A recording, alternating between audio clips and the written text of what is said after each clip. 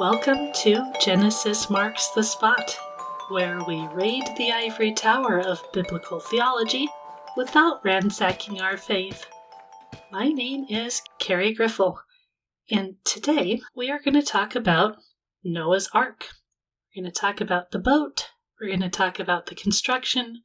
We are, of course, going to talk about ancient Near Eastern parallels. We'll get into some of the Hebrew language, and basically just try to get into all of the little details that we can as far as the Ark construction and everything like that. Today, what I'm going to suggest is kind of a follow-on to what I was talking about earlier about flood parallels and the importance of the boat in the narrative. Because you might not think it's all that important because, well, it's just a boat, right? But what I'm going to suggest to you is that the Ark is presented less like a ship for navigation and more like a divinely designed vessel of preservation. And you might think, well, what's the difference? Why can't we have both things? And, fair enough. Sure, you can, but we don't really have enough information for that, for one thing. I'm sure many of you are familiar with the Ark encounter. It's a life-sized replica of Noah's Ark, and you can go visit and you can see a modern reconstruction of what people think the Ark looked like. But you'll be seeing a lot of details in that Ark encounter that have no basis in the biblical text, and they have it in the Ark encounter because, well, this is how we think we would build a boat like this. This is how we would make a boat like this seaworthy. And the question I'm asking is, did the Genesis author even care about whether or not the boat was seaworthy? Did the Genesis author even care about anything regarding that at all? Not just that it was seaworthy, like it might survive the waves for 5 months, but that it would even survive the waves of a day. And of course, the biblical flood narrative has a very catastrophic flood, so the Ark would have to be very strong. It would have to be able to endure not just waves, but really the worst storm we could possibly imagine as the water is coming up from the ground as well as down from the sky. And I think this is why people like to use the word deluge, because it kind of pictures this really intense thing that's going on here.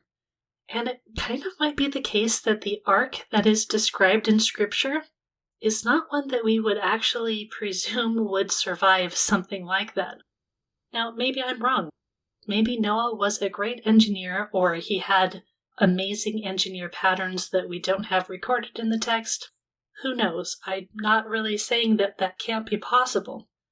The other thing we might say is that God is preserving it, so God is over the boat and protecting it and sheltering it in a way. And that's certainly possible. But again, we have no description of that. We're kind of presuming that that's the case.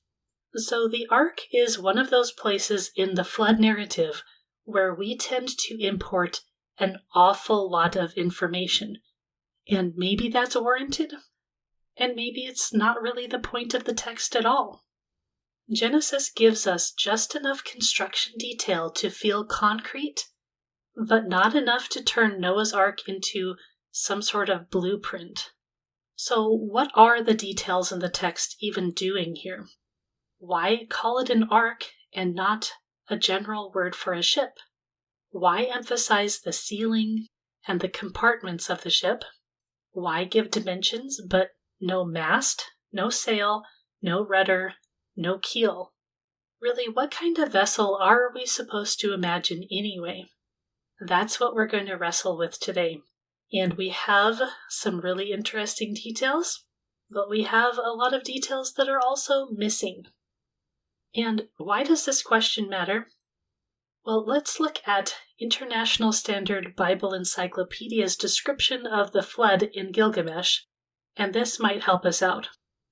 I'm going to caution you here. Usually I really love International Standard Bible Encyclopedia's entries, but in this case, for whatever reason, it's got some really big misses in it.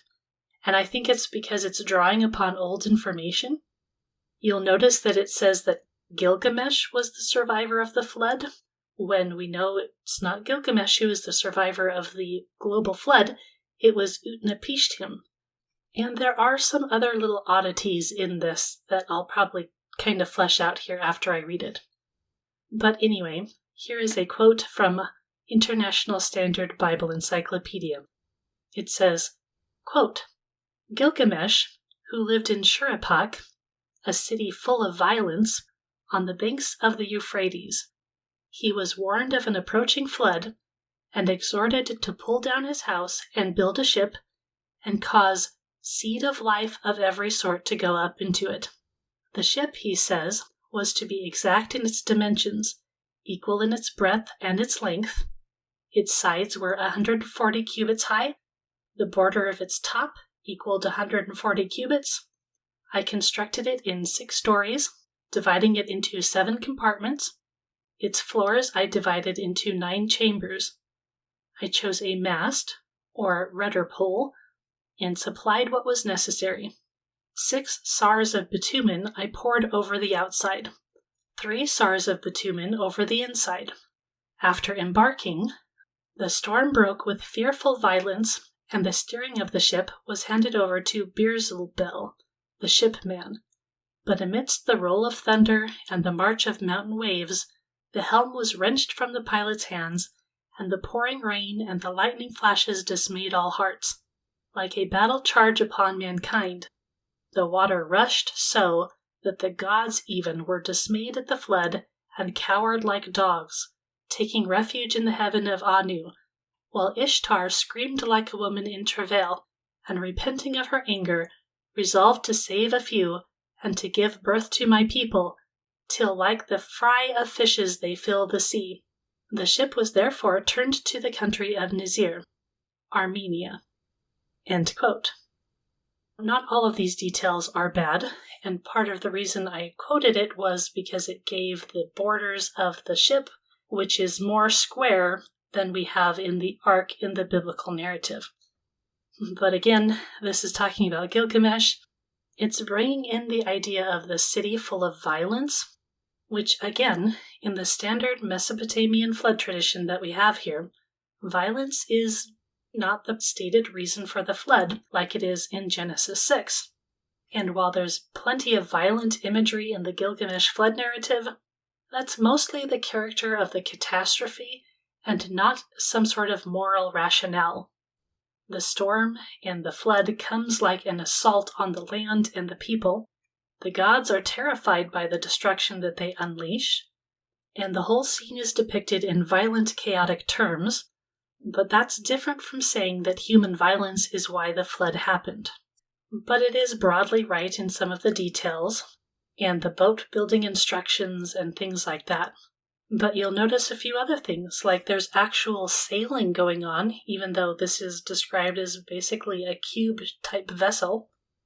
And this quote that I gave, this is exactly the kind of thing why I say that we need to be careful about claims of global flood narratives, even when scholars are looking at the closest texts that we have side by side. They are still importing biblical details into the other flood myths that do not belong in them. I just cannot state how much this little bit of evidence matters for how carefully we need to take claims of global flood myths. And I'm sorry, but people who aren't careful with the data, and frankly, most people aren't as careful as they could be because they don't even recognize how much influence they're adding to what they're recording or what they're telling, well, that's just one reason why we need to be very careful with what we're talking about here. But you can see the parallels we have. There's also pitch that is given in this boat inside and out. There are compartments. So there's a lot of similarity to what we're going to see in the biblical flood. Let's get into the actual text here. We're going to read Genesis 6, verses 14 to 16. Which says, quote, Make yourself an ark of gopher wood. Make rooms in the ark and cover it inside and out with pitch. This is how you are to make it. The length of the ark, 300 cubits, its breadth, 50 cubits, and its height, 30 cubits. Make a roof for the ark, and finish it to a cubit above, and set the door of the ark in its side. Make it with lower, second, and third decks." End quote. Of course, we do have a little bit more information here and there as the flood progresses, like the fact that God is the one who shuts them in. But basically, this is what we have: the gopher wood, the pitch, the dimensions, the roof, or is it a roof? And the door, and the different decks. It's not a whole lot of data to go on, is it? But I'm also going to bring up the beginning of Exodus chapter 2. This is the story of Moses in his little basket where he is put in and he is found by the Pharaoh's daughter.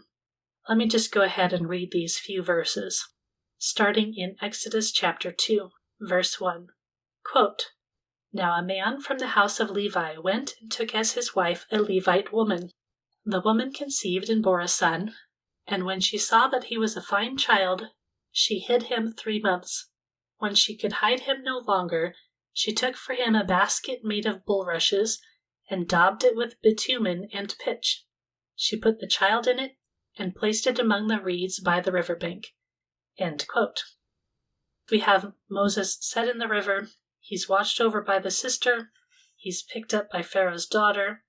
Then his mother offers to be his nursemaid. That's how Moses ends up in Pharaoh's house. The reason I'm reading this is because this basket is the same word as the ark. These are the only 2 places we have this word used. So I think that it's pretty clear that we're supposed to connect the 2 things. The basket is made of bulrushes, and it has bitumen and pitch.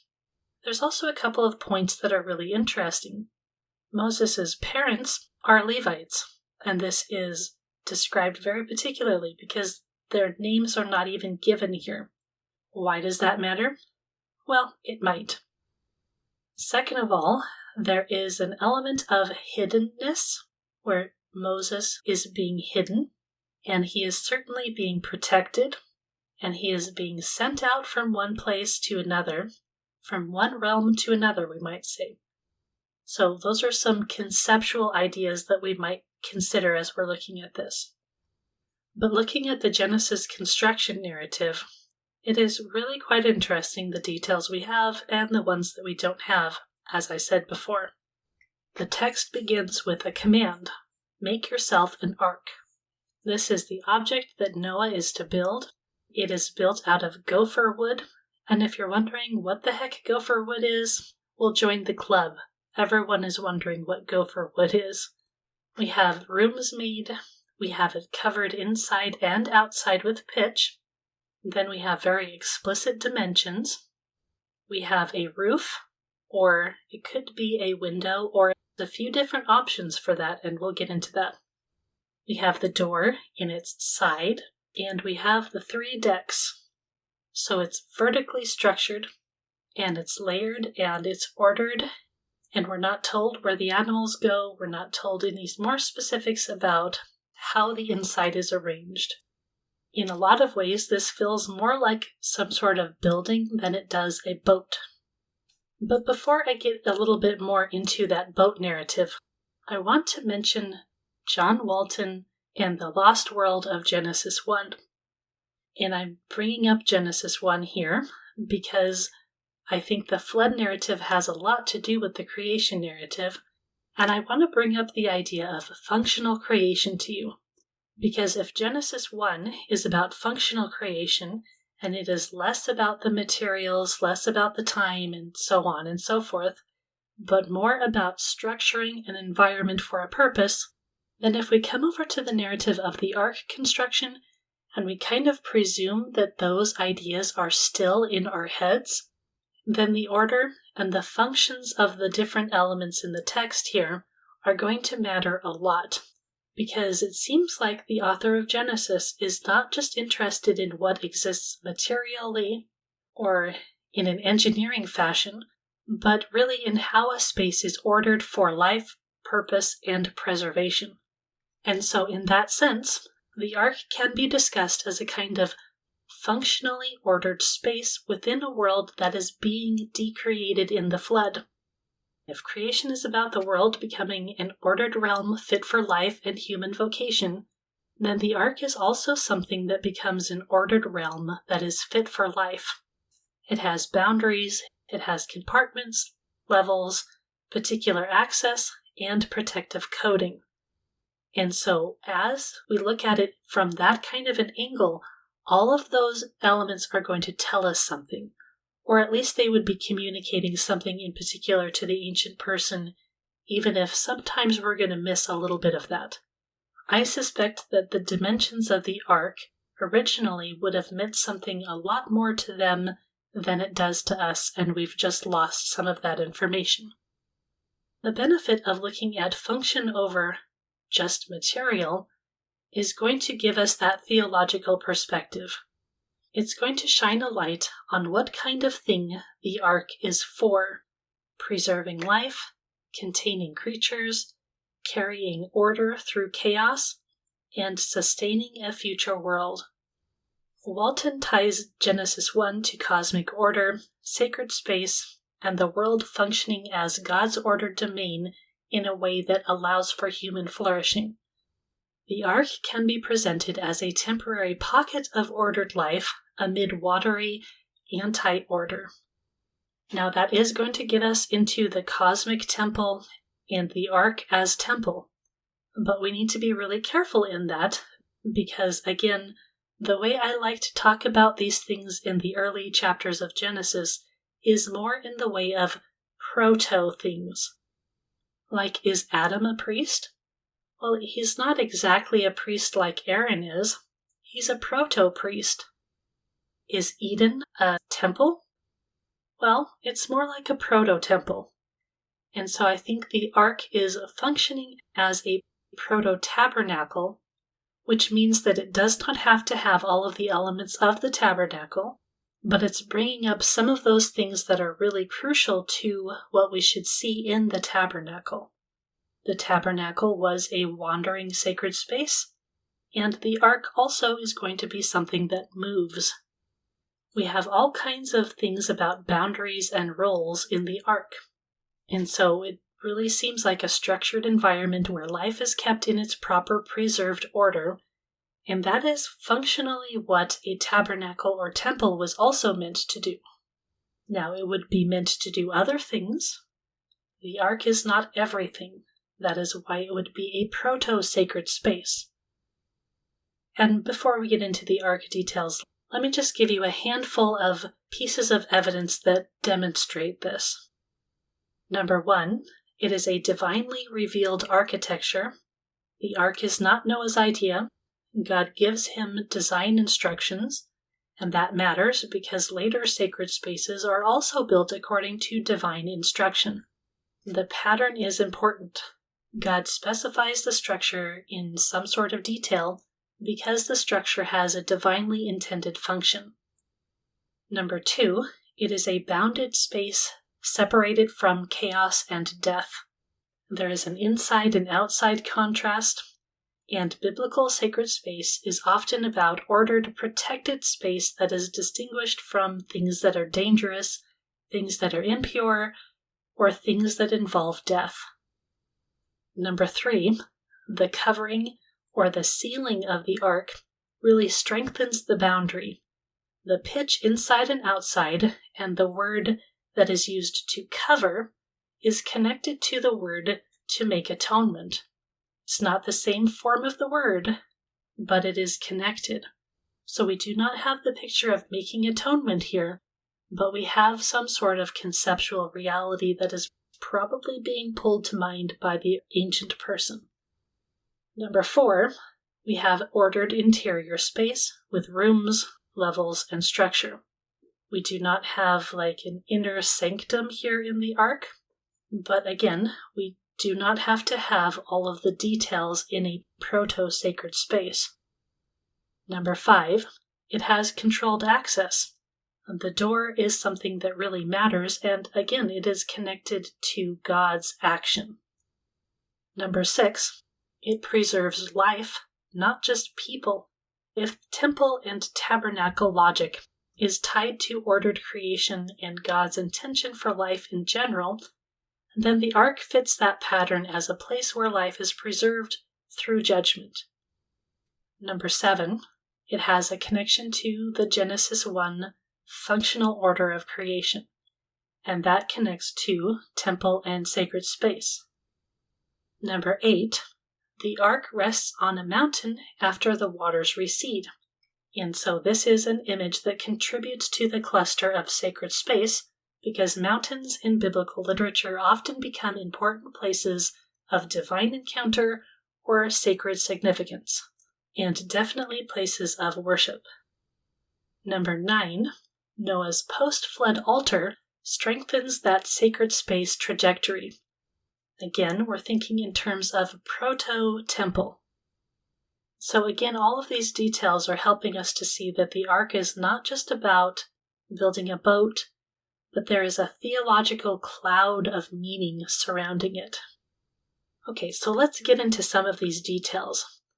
First of all, we have the word Ark itself, the Hebrew word Tevah.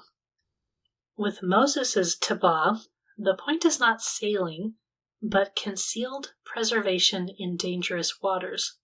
And this hiddenness is a really interesting factor in the story of Moses.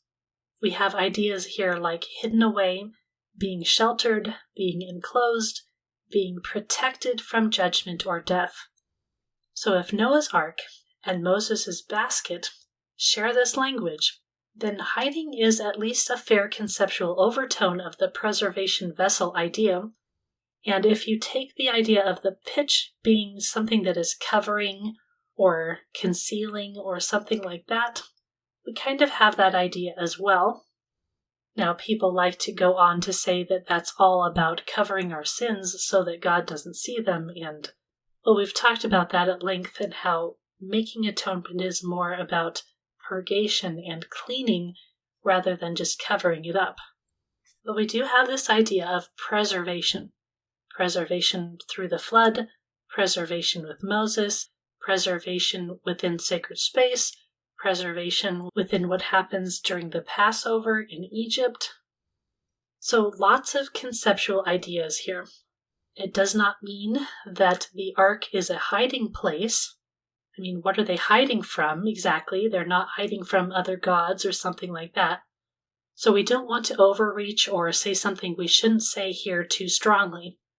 But there is a sense of being concealed, enclosed, preserved, protected, and sheltered, kind of like a refuge. And it does work pretty well with the Ark narrative with the rooms, the pitch, the door, the bounded interior versus the rest of the world that's going to be flooded. But again, what we have here in the description and the use of this word that we have translated as Ark is it's really not the normal everyday word we would expect if the text wanted to foreground the classic ship image. So then we move on to the type of wood that the Ark is made of. Almost always you will see this translated as gopher wood.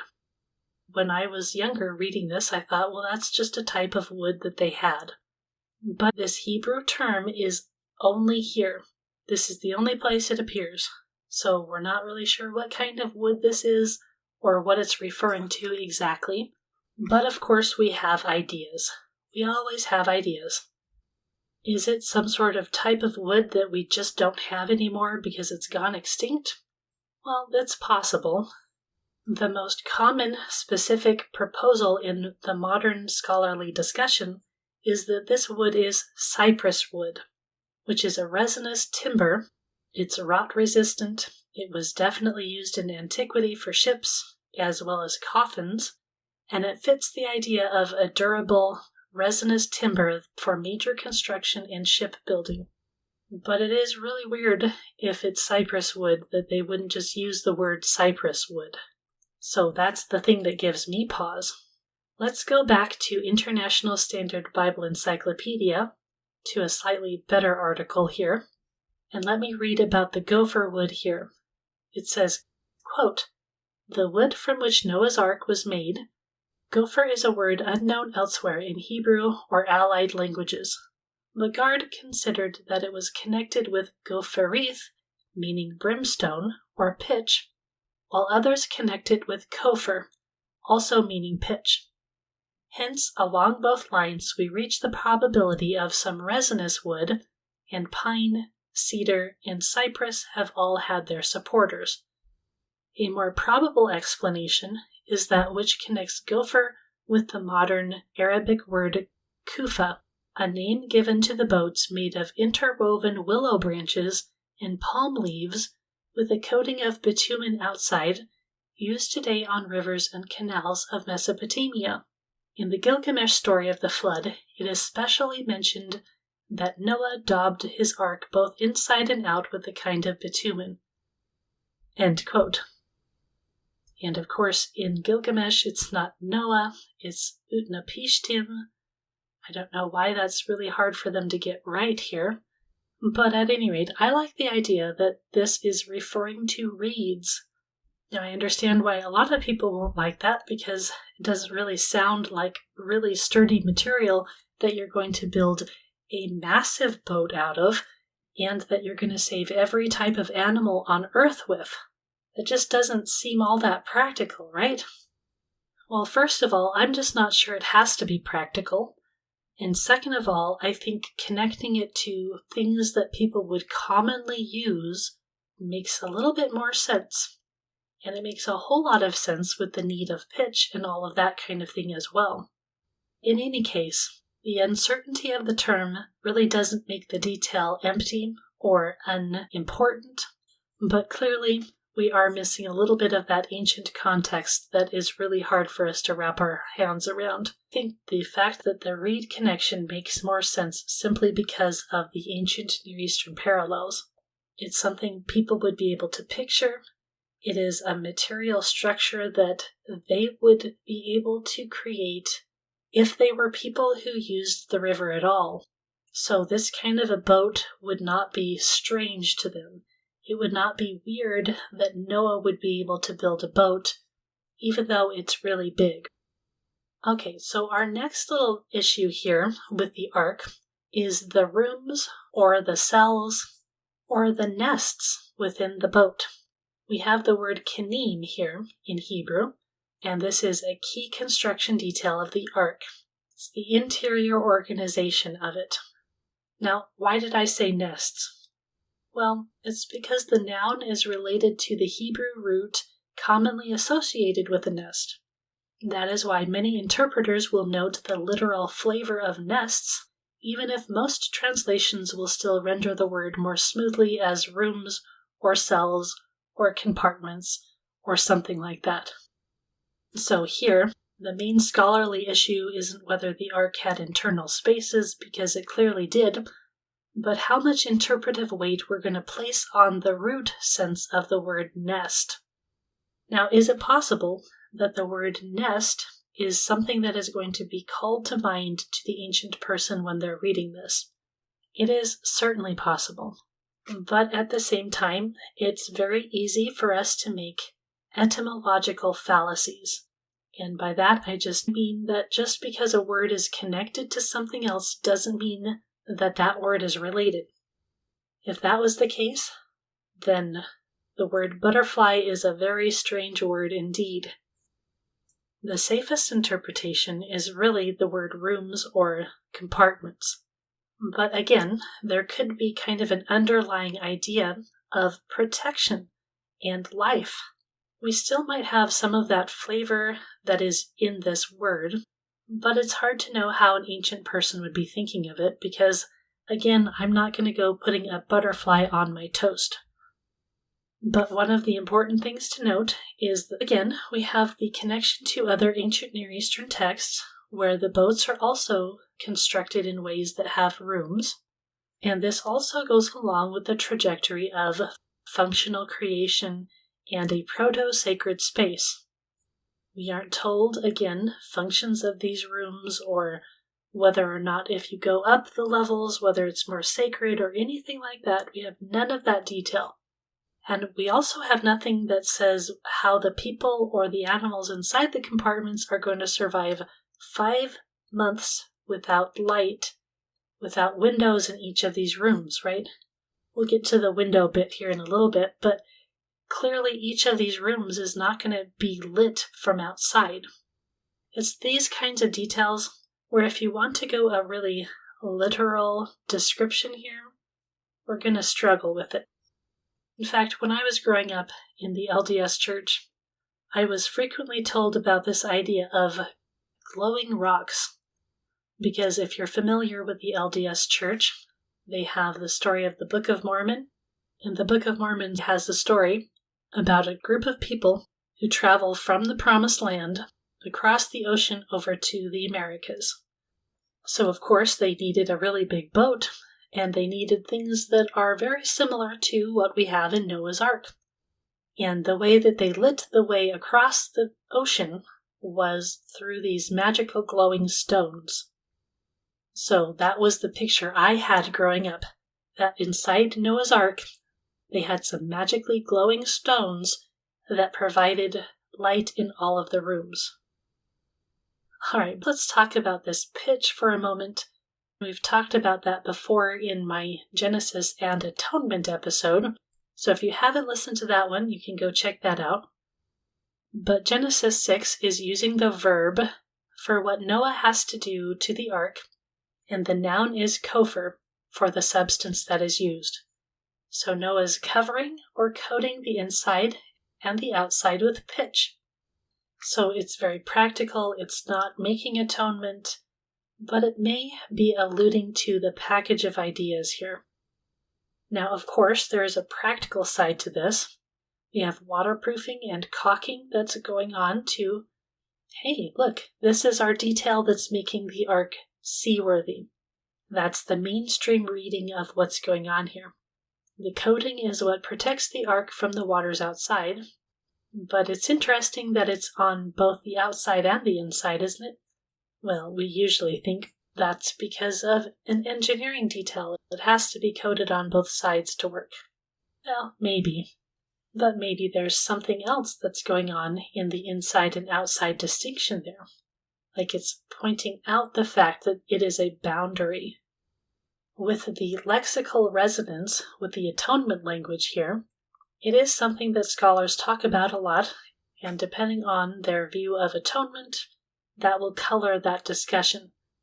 But if nothing else, I would say that the theological foreshadowing is really strong in this, especially because this is the first place we get this word, or at least a form of it. Of course, a lot of people will talk about how the flood foreshadows many things, and indeed, surely it does. But again, I find the concept of proto-language really helpful here, because this is not making atonement, but this could be part of what the picture of atonement is meant to be part of. This idea of protection and boundary marking. And Tim Mackey from the Bible Project points out that this is a lot of repetition here. You will pitch it inside and out with pitch. And when you have repetition in Hebrew, they're doing that for a particular purpose.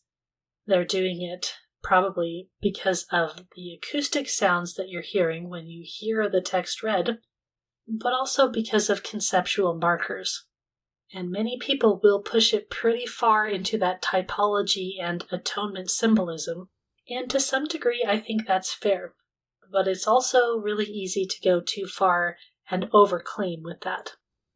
I think this makes the ark very connected to the tabernacle.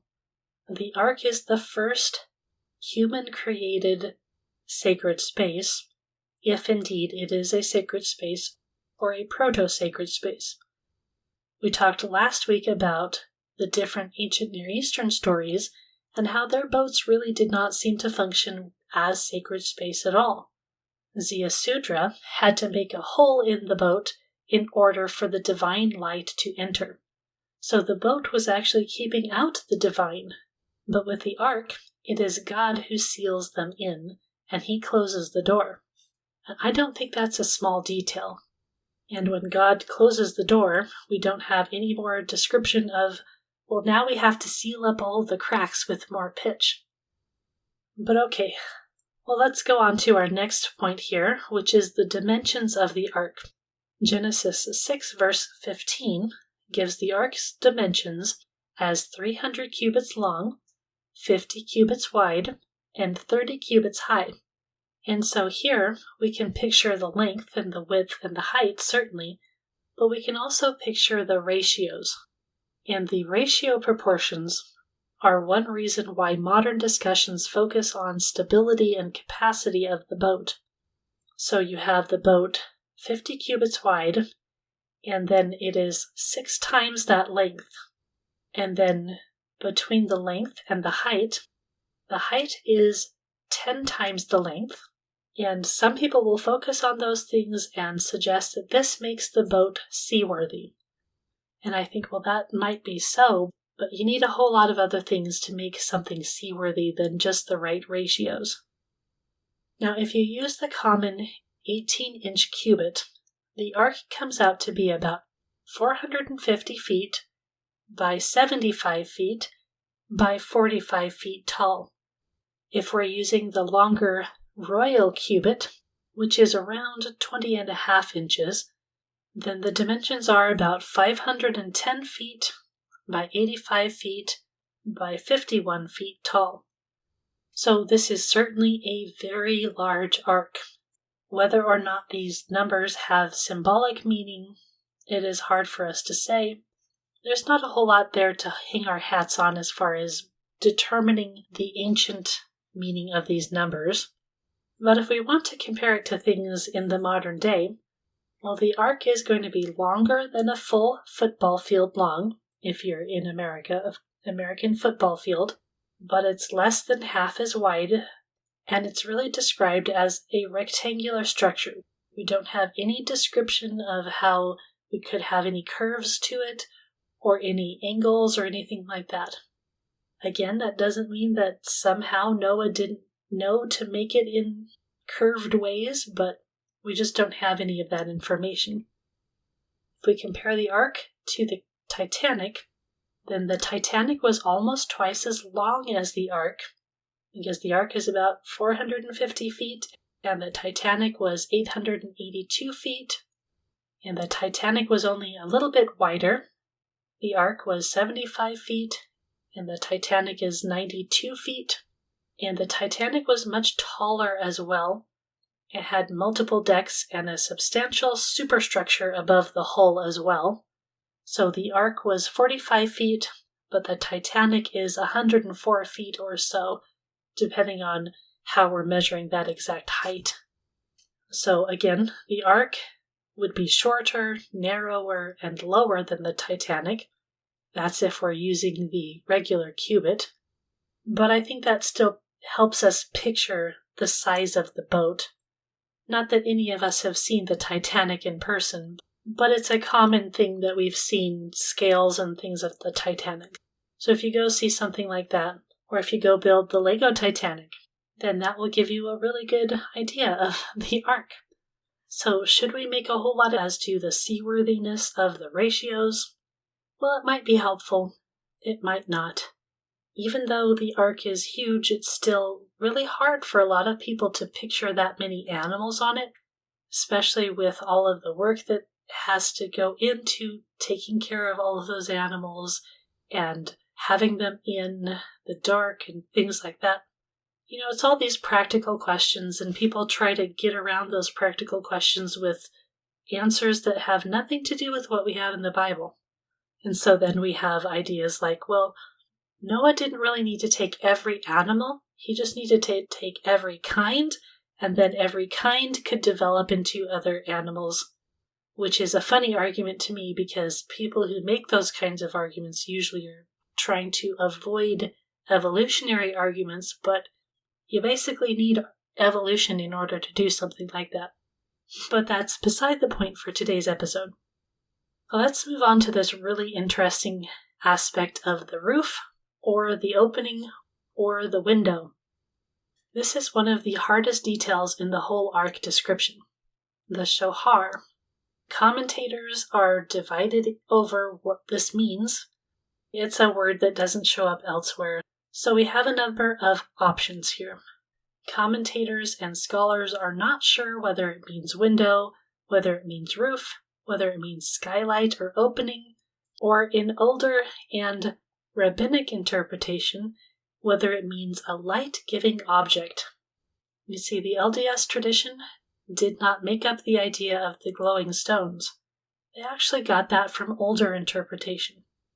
It's not one that you'll see very frequently these days, but you will see it occasionally.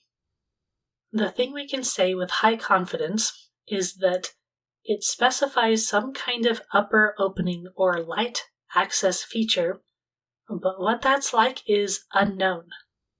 Some believe that there was no roof at all, which really makes no sense to us when we're thinking about a flood narrative, right? It's raining a whole bunch. Why would they not have a roof? Well, maybe because they needed to be able to see, or maybe because they weren't thinking in terms of that much practicality. The most common reading is that it is a window or a skylight or an opening, and usually we're picturing something that can be moved. This is what Umberto Cassuto says, and he gives two reasons for that. First of all, we have Genesis 8, verse 6, where Noah opens the window of the ark, and so we could read that back into chapter 6. The second reason would be that a command to make a covering would be a bit superfluous, since an ark must already have a covering, and a window, by contrast, would need special mention. Now, I get that, but also that is thinking in terms of modern, practical logic. Is that necessarily what we have going on in the ancient world? I think it's open. I think it's open to suggestion there. The Vulgate also renders it as a window, and so Cassuto says that most medieval interpreters and many modern scholars are going to follow that trajectory. Now, a major modern option is that this is a roof or a covering. Now, I think that there is a lot to be said for this because of the connection to the tabernacle that I think that people would have in their mind. The tabernacle, if you will recall, that we really haven't talked about, but maybe you already know this, the tabernacle also had a roof or a covering that was made from dolphin skins, sea creatures. So it would be really easy to see this connection here. So the ark is open, it's made from reeds, but they made a covering to protect themselves from the rain, and that covering could be removed when it's not raining. Like, from a practical standpoint, this actually does make a lot of sense. Our other option of the light or illumination feature, well, this comes from Targum Onkelos, which translates with the word meaning light, and there's other rabbinic interpretations that follow on from that and say that this is a precious stone that was glowing inside the ark. For myself, I think that the idea of the covering makes way more sense, but the option of the window is certainly there. But the second difficulty is that it says to finish it to a cubit from above. And that's where we really go, huh? What does that mean? And Cassuto argues strongly that the suffix refers to the ark and not to the window. So on his reading, the verse is giving two distinct instructions. First of all, make the shohar. Second of all, finish the ark at the top in a particular way. And then he explains the top as a sloping roof on both sides, leaving a 1 cubit wide horizontal strip along the top. And he cites the medieval scholar Rashi in support of that reading as well. So he has a bit of historical backup. So there's a roof that has kind of a ledge, and again, that's going to make a lot of sense to us when we're thinking about the rain flowing off the boat. It's a little bit harder to see how just a covering is going to protect them in such violent waters, but again, we tend to think very literally here, and we have to wonder if the ancient person was thinking in that same way. Oh, another thing that Cassuto mentions is that in the Gilgamesh flood account, there is a mention of the window of the ship, So that does support the plausibility of the window reading and is not alien to the ancient Near Eastern flood story tradition. But regardless, it is pretty ambiguous, and what I think is going to be the case is that it probably doesn't look like what you'll find at the Ark encounter. Call me crazy. Now let's move to the door in the side of the Ark. The word side here is a word that will be used in tabernacle construction. It's a fairly straightforward idea, but I think the idea that God shut them in means that there is controlled access to this space, and it is a bounded environment with a definite entry point. Some interpreters will try and say that the door is a particular size so that certain kinds of animals can get in and all of that, but obviously we don't have that kind of information. It just says it's a door and it's in the side. We have a few other things to get to, so let's move on to the decks of the boat. We have a vertical order, some sort of structure. It's really suggestive that there are 3 levels, and when we're thinking of sacred space and we're thinking of concentric rings of sacred space, we're often thinking in terms of 3 tiers of that. So that's very suggestive of a sacred space. Again, we can't say too much strongly about this because we have no description that the 3 levels are distinctive in any particular holy way, but it follows the logic of tabernacles and temples. Pagan temples would also have that gradated holiness as well. A lot of people will try and say that the levels are so that you can separate out the predators and the prey, or that even the different levels of the Ark are different sizes to fit different animals. But these are the kind of details that people will try and add in to fit in their literal view of what the Ark looked like.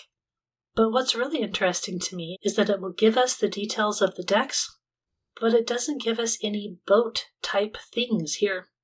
We don't have a mast, we don't have a rudder, we don't have a sail, we don't have a keel, we have no navigation features or shaping of the ship at all.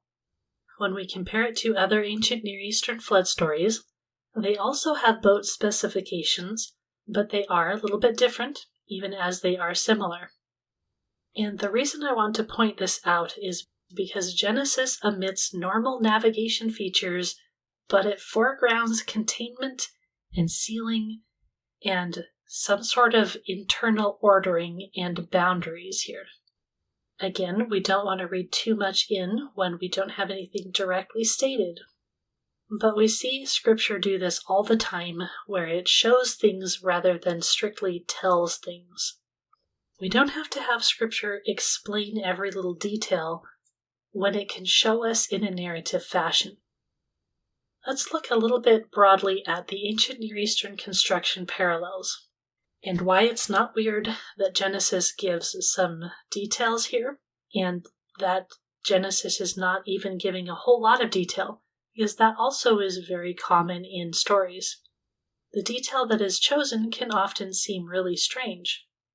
But again, part of what we're going to be doing is looking at shared flood vessel information and whether or not that tells a different narrative or has a different theological emphasis. I've already stated outright that it does, and so I hope that you're kind of following along as to why that is now. Frequently, there is a divine command or instruction to build the boat. There are measurements, there are materials, there is a coating and a sealing that is going on, there is internal arrangement, but in some of the stories, we do have ship-type details with either a mast or a rudder. We have boat captains and things like that. We don't have any of that in the Genesis narrative, which is really quite instructive if we're thinking about the point of what we're reading. Irving Finkel is one of the most useful modern guides here because he highlights that the cuneiform flood tradition does preserve actual boat building instructions, and he gives a lot of detail about that, and he describes how it's got explicit building directions, the dimensions, and all of these points that we've already mentioned. So if you want to get into a lot of those details, I would point you over to Irving Finkel for some of it. I'm going to repeat what I said about Atrahasis and the Gilgamesh flood account last time, where the flood hero receives divine instructions for constructing the survival vessel, but a lot of times it's like the hero is going to build the boat and hope for the best, and they have to kind of be hidden, and the gods are arguing, and they're frightened, and they're in a panic, and it's just not a good situation all around. But in Genesis, we have the divine warning, we have divine care, we have instruction, but we have almost no points about how Noah was supposed to survive the flood on his own. We could presume that God is just going to save him through the flood and use this as kind of a capsule, and God will guide the boat himself, and the boat doesn't really have to be all that seaworthy as long as it can manage to go into the water and survive all the waves. But if the boat is in fact a micro proto-sacred space, that makes things very different. And that sets up a lot of trajectory for the biblical narrative. And I guess my general point here is that we can go through all of these different details, but they don't tell us a whole lot in and of themselves if what we're trying to get at is what the ark looked like in a literal way. We just don't have enough information. And we have interpretive moves about the window and the roof and the door, but we have exactly zero information on the shape of it aside from the ratio. For all we know, it was a floating rectangle, and floating rectangles don't tend to do all that well in the ocean. My suggestion here is that once all of the construction details are taken together, then the ark emerges as more than a boat. It is a designed space of preserved life in the midst of decreation. That does not mean that the other flood narratives can't have some of that. It doesn't mean that the ark can't be seaworthy. But if we're intending to look at the theological meaning rather than just seeing this as a scientific account, because this is what has always perplexed me. People want to use the flood narrative in a scientific way to prove and defend the history of Scripture. And I understand that impulse, and I'm not arguing against it. I'm not saying you can't do that. I am not saying that at all. But what I am saying is that even if you get people to believe that there is an ancient cataclysm, that's still not going to get people to faith in God.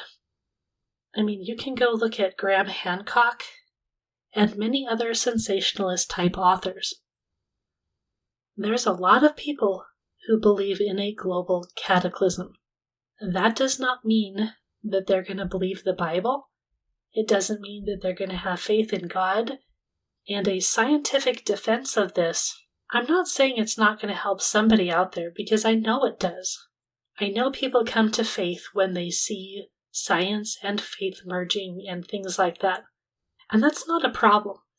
But there's a lot of people who don't. And so we tend to treat these things as kind of a gotcha moment, as, well, if we don't defend this in a historical way, then we're going to lose people. We're not going to be able to bring people to the faith. But where is the story of God in that? Where is the relationship of God? This is where the theological message of the text matters deeply. It matters so much that the point here is that God is preserving life. In my opinion, it matters a whole lot that God is judging the world, and that judgment comes in two forms. We have retribution against people who are just so wicked that they're going to reject God, and that they're going to live lives of violence, and that no matter what, not going to bring them around to Him. But the judgment also contains God's mercy and provision and vision for the future. And that doesn't have to make the flood a really fun story for kids, even though kids tend to love the flood story. I did as a child. I know a lot of kids do because it's got the animals and the boat and all of that. But it's a dark story. And when you're an adult and you're wrestling with this dark story and the idea that God could just wipe out all of creation like this, even though we might have some answers to why that is, I think it's a mistake to try and wash away all of those problems, because this is a hard text, and it is difficult.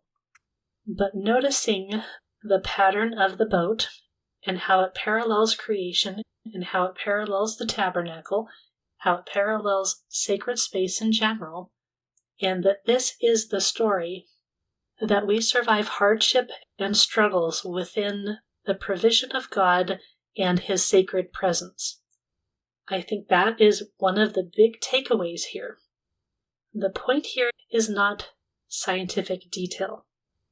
Scientific detail might be there, not saying it can't be, but that is not the thing that's going to change us from inside and help us have a relationship with God. So that's why I think the sacred space imagery and conceptions here matter a lot. And I think that most of the few details we have are directly pointing to that. Now, of course, we have a lot of objections to things here. A lot of people will say that it is impossible to build a boat like this. It is impossible for a boat like this to be seaworthy. And so we get a lot of apologetics organizations who try to come up with ideas that try to counter that. Some people will argue it's plausible, some people will argue it's not, and that debate is going to continue on for who knows how long. But again, the text's emphasis is preservation by divine instruction, not by science. And of course we have the question, is it historical? Is it symbolic or only metaphorical? Well, if you've listened to my podcast for very long at all, you know that I'm going to say that this is not a question we have to answer as one or the other. I have always loved what Dr. Heiser said. What's important is to ask what the text can sustain, and it can sustain multiple options. So we have interpretive options here, but no matter what the interpretive options you prefer are, the theology is what matters most. The understanding of who God is and why He would care about humanity so much, that's the point. And when we marry that with the idea of presence of God and sacred space, that connects directly into our Christian walk and our discipleship. So, as always, let's avoid overclaiming in what we're trying to say. Let's stop saying it's so very clear and it's obviously this or it's obviously that, because there are real questions and real options for interpretation here. But the text overall is trying to give us a theological description, not exhaustive blueprints. Some claims can be made with high confidence, but others belong in the possible or plausible or, well, maybe categories. And the more firmly we ground ourselves in what Genesis actually emphasizes, the less, I hope, we find that we need that speculation. Personally, I would really prefer it if everybody would just decide that we don't need the sensationalist ideas. I know that they're not going to go away, though, and there are some real possibilities in the literal sensationalism or the weird sensationalisms that we have. But either way, let's root ourselves in the actual theological message of the text. Now, that being said, I'm probably going to have to get into and talk about all of the options for where the Ark is today. And that's going to be a lot of speculation. But I will wrap up today's episode. And as always, thank you guys for listening. Thank you guys for sharing the episodes. And thank you for all of the different ways that you support me. I really appreciate it. And I invite you all over to my biblical theology community on this rock. I will leave a link to that in the show notes. Come on over. All you have to do is sign up. It's free to join the community, and I hope you'll find some interesting conversations and resources there. Big shout out to my Patreon and PayPal supporters and those of you who help support me at On This Rock. I really deeply appreciate all of that. And I appreciate everybody who listens to this podcast, not just those of you who support me directly. I hope you all enjoy the episodes. But for now, I wish you all a blessed week, and we will see you later.